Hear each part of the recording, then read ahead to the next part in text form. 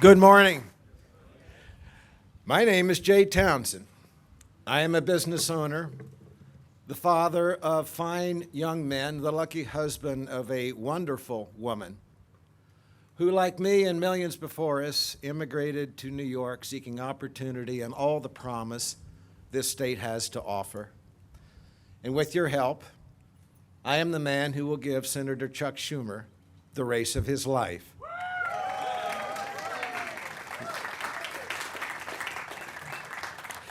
With my family beside me and with your support and prayers and with the gale force winds of change at our back, I proudly announce my candidacy for the United States Senate.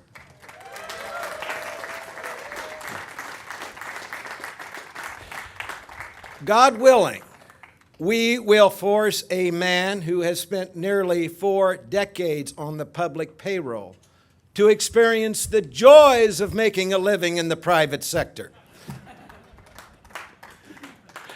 I begin this campaign with a good word to the many Democrats in this community and across New York. When I was a boy growing up on an Indiana farm, my political hero was a New York senator named Robert Francis Kennedy.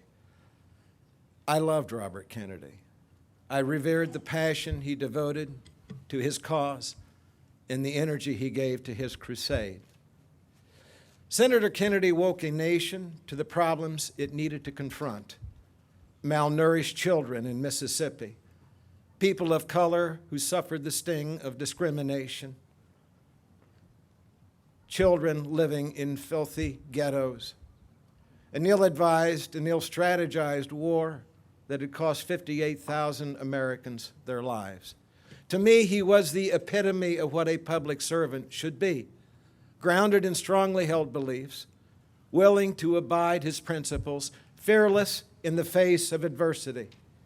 Robert Kennedy also cautioned that a bigger, colder federal government was not the solution to every problem. He believed in the power and the dignity of the individual over the state. He warned that no federal bureaucracy could ever be a substitute for individual responsibility. Those are not the words of a statist. They are profoundly conservative. In fact, at one point, Ronald Reagan joked that Bobby Kennedy was stealing all of his ideas. On a bright June morning in my 13th year, I was asleep in my bedroom when my mother quietly opened the door and sat down on the edge of the bed. It was from her that I learned that my childhood hero had been shot in Los Angeles. I turned my head so that my mother would not see me cry. Like my father, who was raised in the Great Depression and looked to his party to protect the family farm, I too was once a Democrat. In fact, I worked for a man who later held the seat that Bob Kennedy held in the U.S. Senate. His name was Senator Daniel Patrick Moynihan. Pat Moynihan was a man of ideas and intellect. He never apologized for being an American. Senator Moynihan would not have tolerated any president who dared treat Israel as an adversary and Iran as an ally. He was a fierce advocate for New York and never believed that climbing the leadership ladder inside the U.S. Senate should come at the expense of his own state. The Democratic Party of my father, Robert Kennedy and Pat Moynihan, is not the party of Nancy Pelosi, Dave Patterson, or Chuck Schumer. My father's Democratic Party sought to lift people off their knees. The party of Chuck Schumer is forcing people to their knees, prostrate in service to the state. My father's Democratic Party would have never substituted the judgment of unelected bureaucrats for the individual wisdom of freedom-loving people. My father's Democratic Party that believed that American ingenuity deserved to be celebrated, American greatness venerated, American exceptionalism exalted.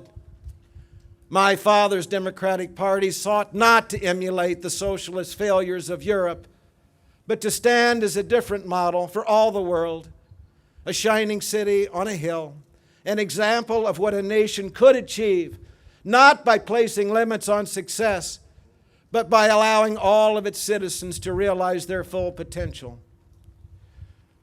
My father is 84 today and still a stubborn Democrat. But he's not too old and he's not too stubborn to have joined us today. Dad, thank you for coming.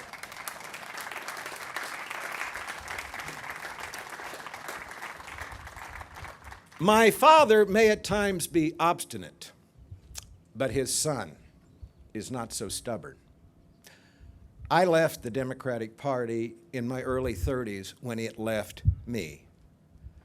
And I think many New Yorkers are beginning now to understand that the Democratic Party has left them too. So as I begin my campaign for the U.S. Senate, I make a conscious appeal to good Democrats and independents across New York who are being left behind.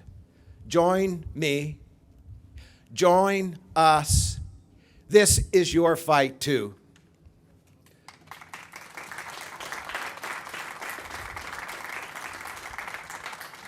You have the opportunity to send a message to the ruling elites in Washington that theirs is no longer the party of working people, or the party of small business people, or the party of those who create jobs, or the party of the struggling middle class, now straining under the burden imposed upon them by the likes of Pelosi, Schumer, and Reid.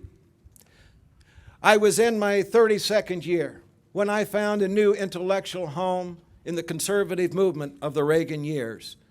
My heroes became Thatcher, Churchill, Reagan, Buckley, stalwart spirits all, unafraid to sail against the prevailing winds of their time. While I've worked in hundreds of political campaigns, my favorite candidates were those who shared my passion for challenging the establishment and the established order. I didn't always agree with everything they said, but I was attracted to their courage, the strength of their convictions, their willingness to speak truth to power, and their zeal to win the hearts and minds in the marketplace of ideas on democracy's great stage.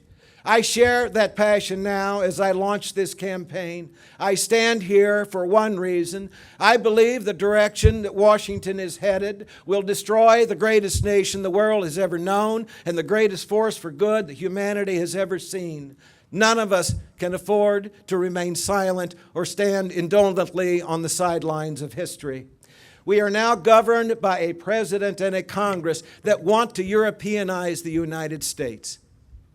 I have visited Western Europe, many countries, pretty places all, but I don't want to live like the Europeans, where government confiscates more than half the income of those who earn it, where bureaucrats determine what doctors people are allowed to see and the quality of health care they are allowed to receive, where children are told at an early age what universities they shall be allowed to attend, where people are told how many hours a week they shall be allowed to work. That is Europe, but it is not the United States of America. Our country charted a different course that has spawned more innovation, more wealth, more miracle drugs, more inventions, more advances in the human condition, the finest universities the world has seen, the most generous foundation the world has known. We have lifted more people out of poverty and afforded the people of this nation the highest standard of living known to mankind. We are what we are, not because we limit what people can achieve. We are what we are because we refuse to place any limit on human potential and because we believe in something called American exceptionalism.